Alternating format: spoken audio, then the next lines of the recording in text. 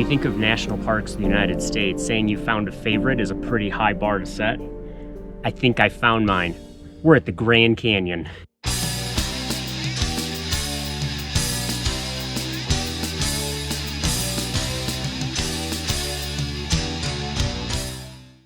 We spent nearly a week here, checked off a couple big bucket list items. I don't know if they were bucket lists because we didn't actually even know about them till we got here, but we checked off a couple of the big things to see and do here, did a lot of other things to see and do here at Grand Canyon National Park, and still barely scratched the surface of what you can do here at the park. And I'm fine coming back whenever you want, so we can keep checking things off or just do things over and over again. I think I mentioned it on one of the hike videos. You'll see I talk about how I don't usually get too emotional about places, and we've seen some really beautiful places, but I got really emotional. This has been a lifelong bucket list item to get to the Grand Canyon, to actually see it in person. And I joked with you that I was afraid it was going to be, was it going to live up to the hype that I'd built up in my head? And it surpassed it. This is an amazing place.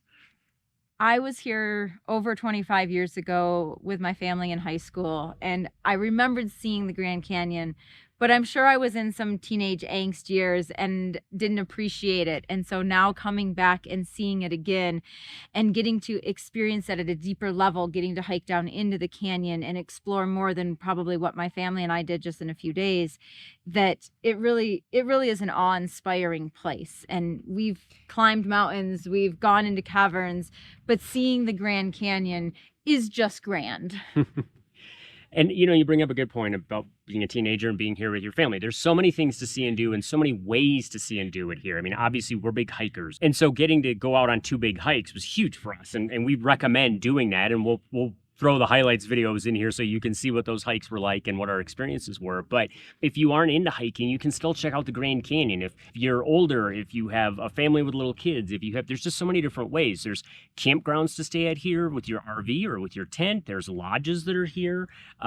You can hike, or there are plenty of ways to just drive around this park and stop at turnouts and see some amazing views from those. There's a bus system that can take you around. So really it is designed for, I think anybody can make this place work for them. Yes, I've seen people in wheelchairs. I've seen people with service dogs. I've seen everything, babies in backpacks to, older folks with walkers. You mean literally the gamut here.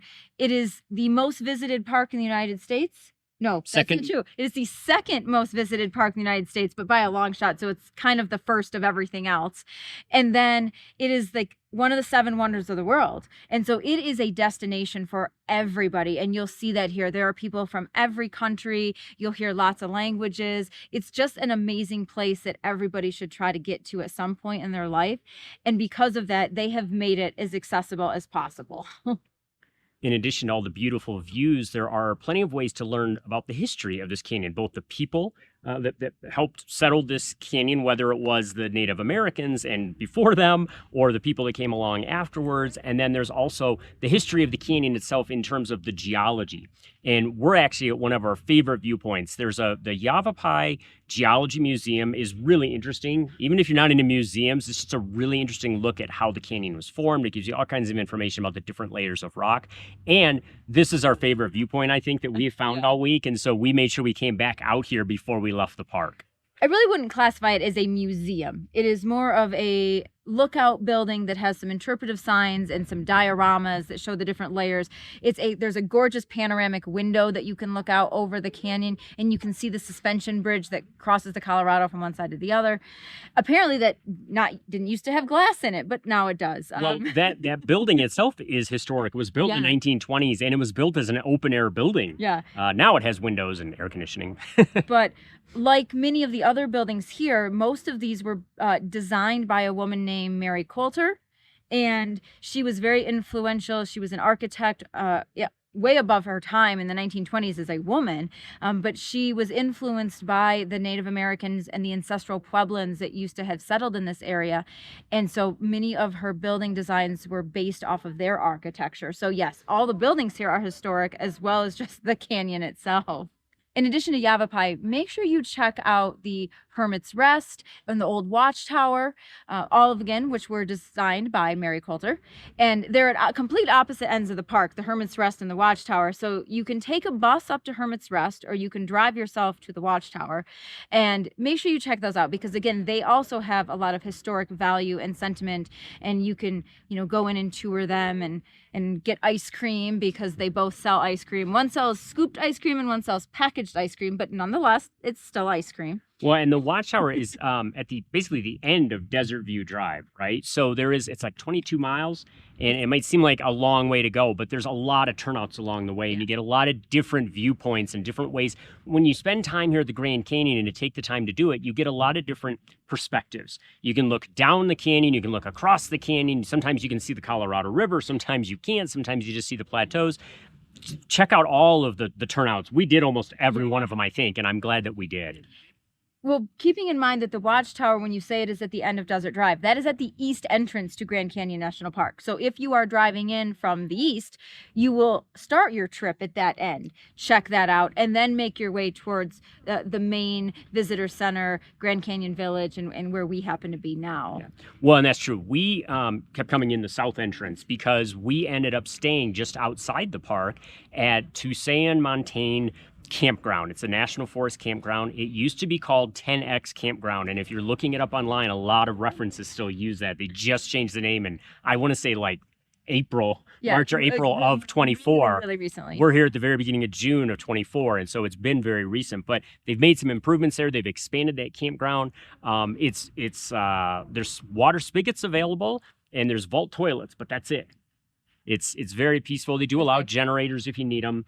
And there's both paved and dirt sections, but it depends on the size of your trailer. And we are in the dirt section because the bigger lots or the bigger sites are in the dirt section.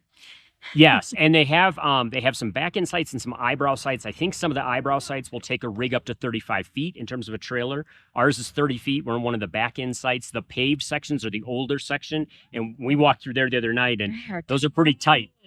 So you're not going to get the bigger rigs in there. But yeah, the fact that you have a National Forest campground that can take a rig up to 35 feet is pretty unusual in that system. And having it just outside Grand Canyon is awesome. It is, from that campground, it's just 4 miles to the entrance gate. And then from the entrance, it's another 5 miles to the visitor center and the main Mather Point lookout. That's one of the big lookouts that everybody uses. So I thought it was a really good location.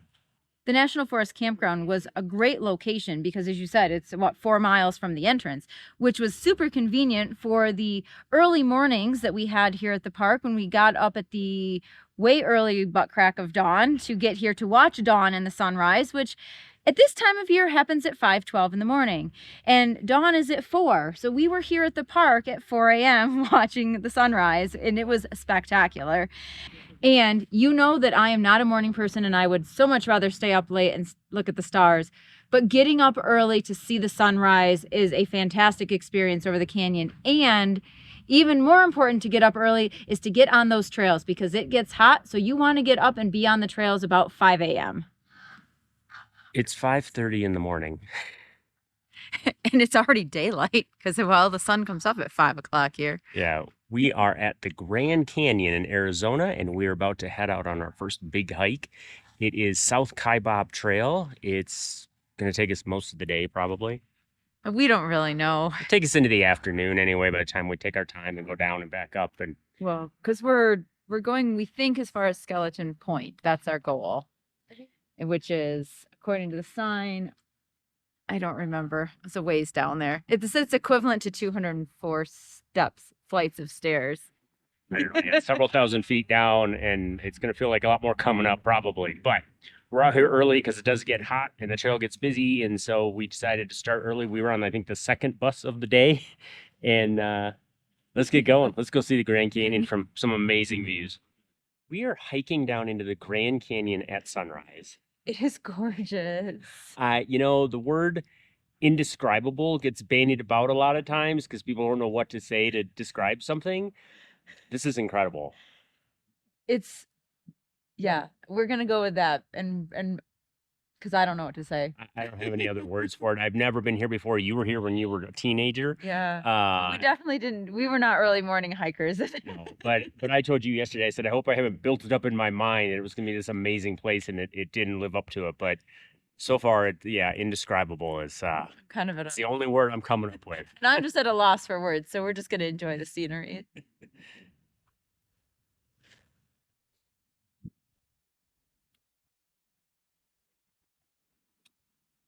We always joke about how wow is the word when you're hiking national parks.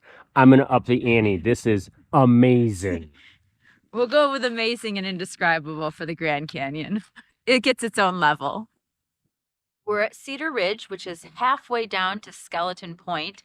It's just before 7 a.m. and we stopped to have breakfast. It was way too early for me to eat in the morning, so we packed some bagels and cream cheese in little Ziploc baggies and just finished breakfast on the trail. I bring up the baggies because it's definitely a pack in, pack out situation out here. There's nothing, so you have to make sure you bring all your garbage and everything out with you.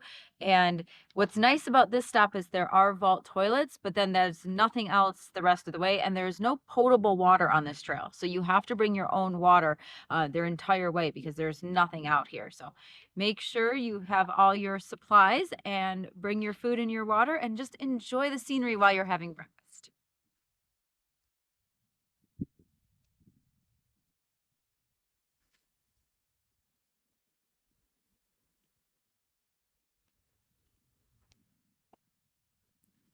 A lot of places to just stop and stare here. Yeah, as you turn every corner and as the sun rises and changes, it just is really cool. You've got I'm still at a loss for words for trying to describe this part. Still early in the morning for you, too. Still really early. My brain is not awake yet. We're at Skeleton Point at the South Kaibab Trail at Grand Canyon National Park. It's 8:25 in the morning, and I'm ready for lunch.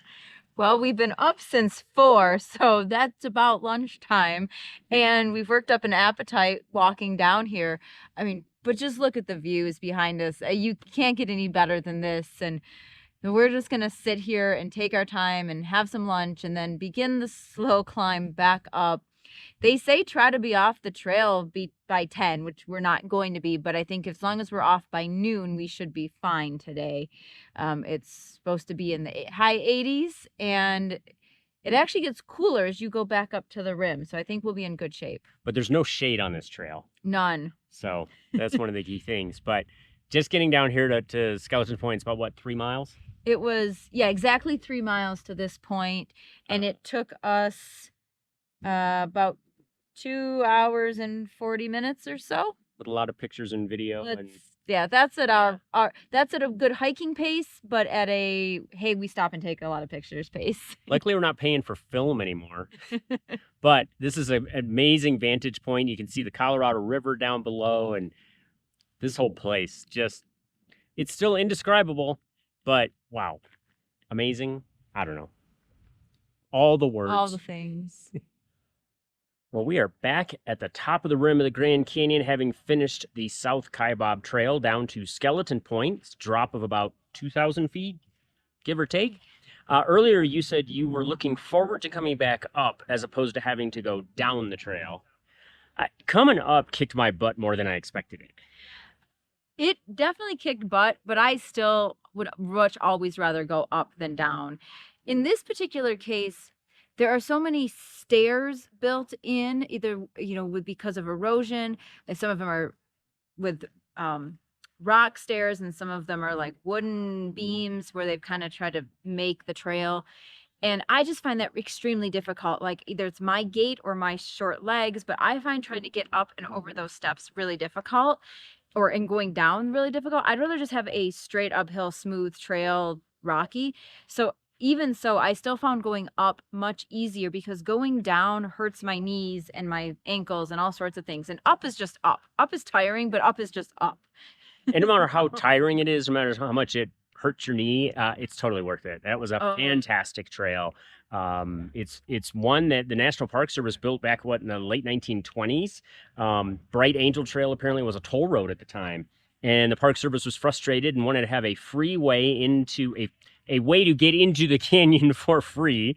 Well, and Better way to say that. it was really to get across And- the Colorado. Yes, with it. and then you get down to the bottom and you can cross Colorado River. And so they built the Kaibab by blowing a trail down the side of the cliff. Oh my gosh, the pictures that show them building that are crazy. I mean, it's Yeah. bad enough walking it, let alone building it. But and we didn't get anywhere near the Colorado River. I mean, you just can't unless you are going to spend the night. It is just too far down, too steep, too strenuous. They have too many injuries and deaths with people trying to do it in one day. So the farthest you should go in any one day is Skeleton Point. You can, and this is a big if you are a great hiker and if you start well before 5 a.m., you could go down South Kaibab, cut across Tonto and up Bright Angel or vice versa. And we met a gentleman on the trail doing that, but he is a well-experienced person and does this quite often. And he was having a hard time Yeah. coming up South Kaibab. He's like, I'll catch up to you later. Yeah, he kept stopping quite a bit. I did notice him just a little bit ago come right up behind us. But I mean, that's a good 15 plus mile trail that you're talking. So that is only for the well versed in hiking and backpacking. But what we did, it was 6 miles. It took us 7 hours, and that was with a good probably 45-minute to an hour break for lunch at Skeleton Point. That's a beautiful spot to have lunch. Yeah. Sit on the rocks and look down. You can see the Colorado River. You're nowhere near it, but you can see it, and the vistas are amazing. And I think I said earlier in this video that this has been a lifelong bucket list item for me, right? Was to get to the Grand Canyon. The problem now is I think I'm putting it back on the list as I've got to come back to the Grand Canyon because there's so many things to see here. We want to try to do the overnight backpacking, and we've always said we're not backpackers in that sense, but I think I would figure out how to do this one because I want to get down to Phantom Ranch and down to the Colorado and really see that and experience it. One really nice thing about the South Kaibab Trail is because of the way it was built, the views as you go are nonstop. Oh, yeah. I mean, there's a lot of switchbacks, but every time you turn, there's a different view. And when you headed out in the morning like we did, and the sun was coming up and the light was a certain way, and then when you're coming back up and the sun's all the way up and the colors are different and the light has changed. And we have been to many national parks, we've been to many beautiful state parks, and I have seen some amazing things. I've not gotten emotional about a park like I did with Grand Canyon. Yeah, it's I just don't know. something to be held. I mean, it's just a spectacular view. You can't, words really just don't describe it. And and I think the point of this trail too with South Kaibab is that there are at least 3 different points you can stop at along the way. So if you can't get all the way to Skeleton Point, you can first stop at, I'm going to call it Ooh La La Point, but that's not what it is. Ooh Ah. Ooh, ah, Ooh Ah, Ooh Ah Point.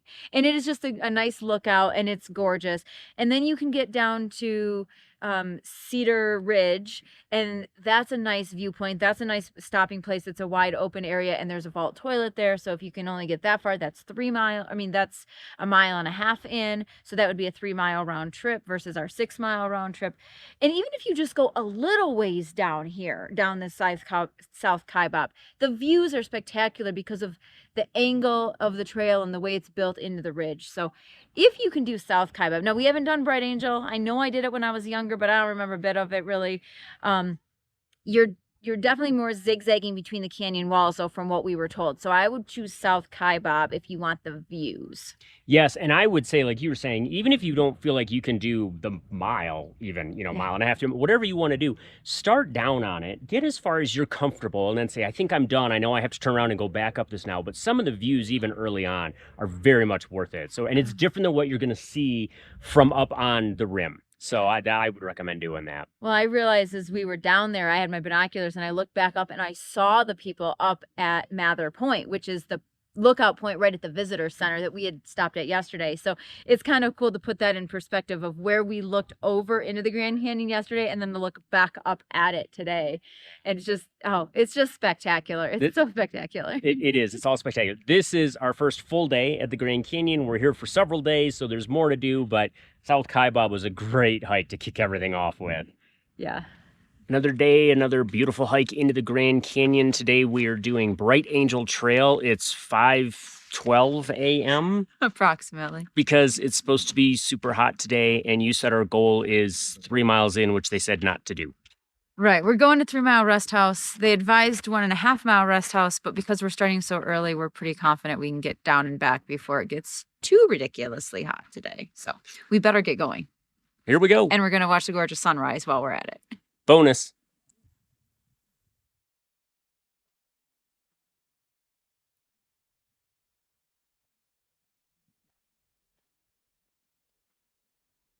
This is kind of a famous Arts on Bright Angel Trail, and we just took your picture. Because apparently, well, not apparently, we have proof that I was here 28 years ago and took my picture under the same arch. So, of course, we had to recreate the moment. Arch hasn't changed much, and of course, neither have I. Look totally the same after 28 years.